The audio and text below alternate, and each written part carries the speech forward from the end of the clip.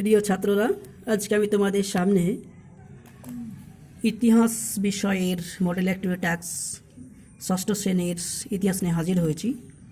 তোমাদের আমি প্রথমে প্রশ্ন, তার সঙ্গে সঙ্গে তোমাদের পাঠ্যপুস্তক কোথায় সেই উত্তরগুলো রয়েছে, সেই উত্তরের পৃষ্ঠাগুলো তোমাদের আমি এক এক করে দেখিয়ে দেবো, যাতে তোমাদের ঘরে বসেই উত্তরগুলো লিখতে তোমাদের সুবিধা হয়।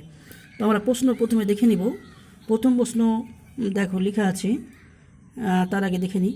নিচের শব্দগুলি সম্পর্কে একটি বাক্যে লেখো। Homo erectus, Bhimbetka, citadel.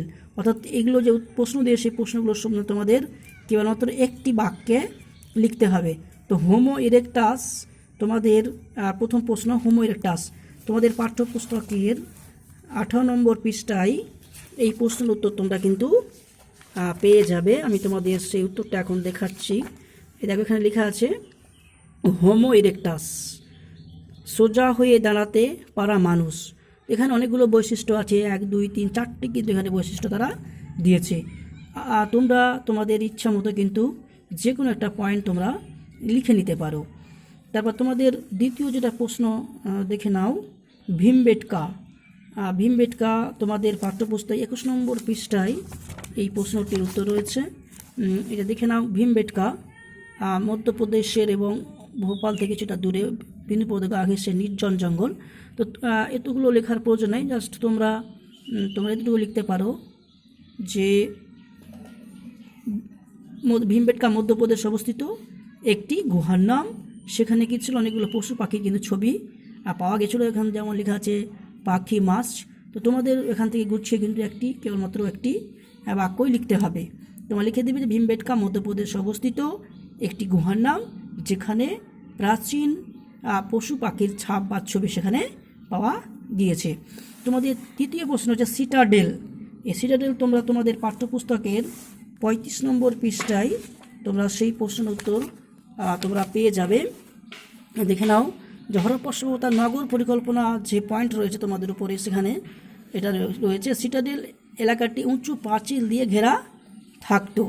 তো তোমরা জানো যে হরপ্পা নগরের যে বাড়িগুলো ছিল সেখানে উঁচু বাড়ি বা নিচু বাড়ির এটা ছিল, সেখানে তৈরি করা ছিল আর কি। হরপ্পা সভ্যতা অধিবাসীরা তৈরি করেছিল। সেখানে যে সমস্ত বাড়িগুলো উঁচু এলাকায় অবস্থিত ছিল সেগুলোকে সিটাডেল বলা হতো। তো তোমরা উত্তর করার ক্ষেত্রে লিখে দিবা যে হরপ্পা সভ্যতার সিটাডেল এলাকাটি কী ছিল, উঁচু পাঁচিল দিয়ে ঘেরা থাকতো। কেবলমাত্র এই বাক্যটি লিখলেই তোমাদের এই প্রশ্নের উত্তর কিন্তু হয়ে যাবে। তোমাদের তারপরে প্রশ্ন ছিল যে আদিম মানুষ যাযাবর ছিল। নিচের উত্তরের সপক্ষে 3টি বাক্য লিখো। তো তোমরা জানো যে আদিম মানুষ কিন্তু কি ছিল। তোমাদের এই প্রশ্নের উত্তরের ক্ষেত্রে আমি তোমাদের 3টি পয়েন্ট আমি বলে দিচ্ছি, তোমরা সেগুলো শুনে লিখে নিতে পারবে। তোমাদের প্রশ্ন যে আদিম মানুষ যাযাবর ছিল কেন। আসলে আদিম মানুষ কিন্তু কৃষিকাজ জানতো না, ঠিক আছে। তো 1 নম্বর পয়েন্ট, আদিম মানুষ কৃষিকাজ জানতো না। দ্বিতীয় পয়েন্ট হচ্ছে যে আদিম মানুষ কি করতো, নিজের খাদ্যের যোগানের জন্য কিন্তু এক জায়গা থেকে আরেক জায়গা কিন্তু তারা ভ্রমণ করতো। 2 নম্বর পয়েন্ট। 3 নম্বর পয়েন্ট তোমরা লিখতে পারো যে আদিম মানুষের স্থায়ী কিন্তু বাসস্থান ছিল না, এই কারণে তারা এই করতো এক জায়গা থেকে আরেক জায়গায় তারা ভ্রমণ করতো। এভাবে তোমরা তোমাদের এই প্রশ্ন উত্তর কিন্তু লিখতে পারো। তোমাদের আমি চলে যাব 3 নম্বর প্রশ্ন উত্তরে। দেখো লেখা আছে উপযুক্ত তথ্য দিয়ে 2টি সভ্যতার মধ্যে তুলনামূলক আলোচনা করো।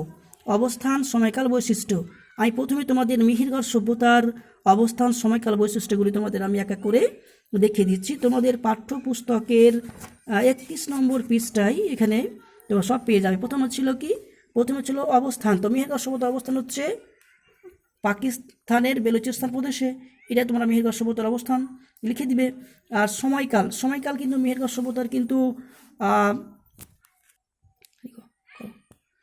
তো মেহেরগড় সভ্যতার কিন্তু 3টা পর্যায় ছিল। প্রথম পর্যায় ছিল খ্রিস্টপূর্ব 7000 থেকে খ্রিস্টপূর্ব 5000 অব্দ। দ্বিতীয় পর্ব ছিল খ্রিস্টপূর্ব 5000 থেকে খ্রিস্টপূর্ব 4000 অব্দ। আর তৃতীয় পর্ব ছিল 4300 খ্রিস্টপূর্ব থেকে খ্রিস্টপূর্ব 3800 অব্দ। তোমরা তোমাদের উত্তরের ক্ষেত্রে লিখে দিবা যে খ্রিস্টপূর্ব 7000 থেকে খ্রিস্টপূর্ব 3800 অব্দ। এটাই হয়ে গেল তোমাদের মেহেরগড় সভ্যতার সময়কাল। এবার আমরা লিখব মেহেরগড় সভ্যতার, এখানে দিয়েছে বৈশিষ্ট্য। তো মেহেরগড় সভ্যতার বৈশিষ্ট্যগুলো আমরা এখানে পেয়ে যাব। প্রথম পর্বে যদি দেখা যায় তা দেখা যাবে যেখানে কোনো ধাতুর জিনিস কিন্তু সেখানে পাওয়া যায়নি, এটা একটা বৈশিষ্ট্য। আর দ্বিতীয় পর্বে যেমন এখানে গম ও জবের পাশাপাশি কার্পাসের চাষের প্রমাণ পাওয়া যায়, না লিখতে পারবো। অথবা তোমরা শুধু কার্পাস চাষের নমুনা মেহেরগড় সভ্যতায় পাওয়া গেছে, সেটা লিখতে পারো। আর তৃতীয় যেটা সেটা হচ্ছে কুমোরের চাকার আবিষ্কার বা কুমোরের চাকায় মাটির পাত্র বানানোর কৌশল কিন্তু এই মেহেরগড় সভ্যতায় কিন্তু আবিষ্কার হয়েছিল, এটা তোমরা লিখতে পারো। তাহলে তোমাদের একটি, দুটি, তিনটি কিন্তু বৈশিষ্ট্য কিন্তু হয়ে গেল। এবার দেখো তোমাদের দ্বিতীয় যেটা ছিল যে হরপ্পা সভ্যতার অবস্থান, সময়কাল এবং বৈশিষ্ট্য। এই প্রশ্নগুলোর উত্তর কিন্তু তোমরা পেয়ে যাবে তোমাদের বইয়ের 34 নম্বর পৃষ্ঠায়, কিন্তু এই উত্তরগুলো তোমরা পেয়ে যাবে। তো হরপ্পা সভ্যতার অবস্থান কিন্তু একটু আলাদা। দেখেন এখানে উত্তর সীমার ক্ষেত্রে তোমরা জম্মুর মান্ডা, তার উত্তর দিকে হচ্ছে জম্মুর মান্ডা, দক্ষিণ দিকে গুজরাটের কচ্ছ অঞ্চল, পশ্চিম দিকে পাকিস্তানের বালুচিস্তান প্রদেশ এবং পূর্ব দিকে হচ্ছে আলমগীরপুর। তাহলে উত্তরটা গুছিয়ে লিখতে হবে, উত্তরে জম্মুর মান্ডা, দক্ষিণে গুজরাট কচ্ছ অঞ্চল, পশ্চিমে বর্তমান পাকিস্তান বালুচিস্তান এবং পূর্ব দিকে হচ্ছে আলমগীরপুর। তোমরা এটা হলো হরপ্পা সভ্যতার অবস্থান। এবার আমরা হরপ্পা সভ্যতার সময়কাল জেনে নেব। হরপ্পা সভ্যতার সময়কালের ক্ষেত্রে তোমরা দেখে নাও, তোমাদের বইয়ের 33 নম্বর পৃষ্ঠায় রয়েছে খ্রিস্টপূর্ব 3000 থেকে খ্রিস্টপূর্ব 1500 অব্দ পর্যন্ত এই সময় সভ্যতার হচ্ছে এটা সময়কাল। এটা হলো গেল সময়কাল। এবার আমরা বৈশিষ্ট্য ক্ষেত্রে দেখে নাও 3টা বৈশিষ্ট্য। একে তামা ও ব্রোঞ্জ যুগের সভ্যতাও বলা হয়। তাহলে হরপ্পা সভ্যতা একটি বৈশিষ্ট্য হলো তামা ও ব্রোঞ্জ যুগের সভ্যতা হলো হরপ্পা সভ্যতা। তার সঙ্গে সঙ্গে একটা প্রশ্ন তোমরা লিখতে পারো, ওই প্রশ্নের উত্তর যে তামা ও ব্রোঞ্জ যুগের কিন্তু ব্যবহার ছিল হরপ্পা সভ্যতায়, দুটো হলো। আর 3টে হচ্ছে কি যে হরপ্পা সভ্যতার একটা অন্যতম বৈশিষ্ট্য হচ্ছে উন্নত নগর পরিকল্পনা। তাই তোমাদের কিন্তু 3টে প্রশ্নের উত্তর কিন্তু এই প্রশ্নে কিন্তু 3টি পয়েন্ট কিন্তু হয়ে গেল।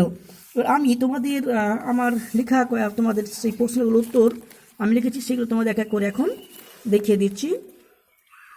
দেখো আমি এখানে লিখে দিয়েছি হোমো ইরেক্টাস, আলোচনা করছি না, যেহেতু আলোচনা করে তোমাদের দেখিয়ে দিলাম।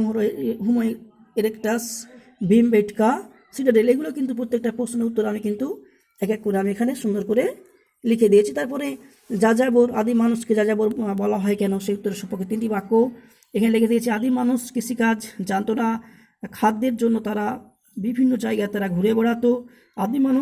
আদিম মানুষের স্থায়ী বাসস্থান ছিল না, তাই তারা যাযাবরের মতো ঘুরে বেড়াতো।